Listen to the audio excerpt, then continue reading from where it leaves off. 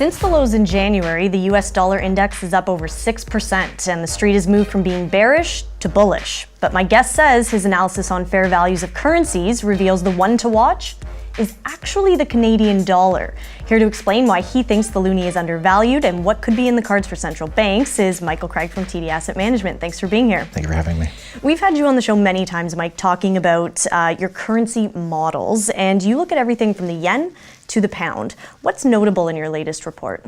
So we've been, generally speaking, fairly bearish towards the CAD over the last few months, although we think it's gone a little bit too far. The Canadian dollar has fallen off to about 76 cents against the greenback.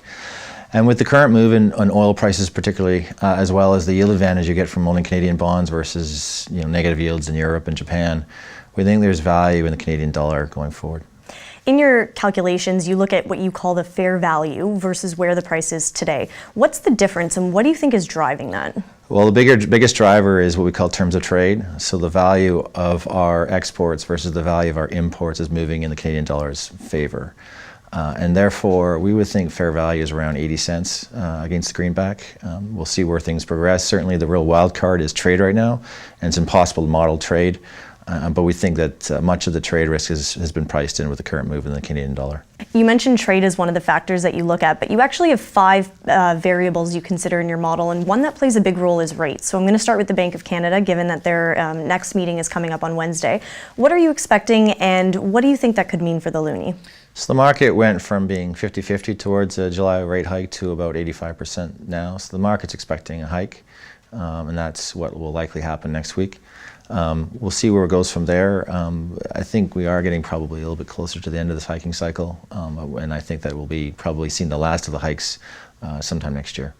I want to move gears a little bit and talk about the Fed. TD has recently changed their official call. They're expecting 2 rate hikes, so 1 a quarter.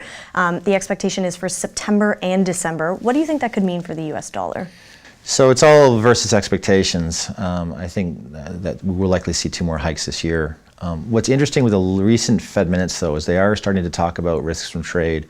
And what happens with trade is that companies start to become a bit more cautious about investing if they don't understand what kind of trading environment they're going to be in the next 6 months, let alone 10 years. It's hard to make long-term capital allocations.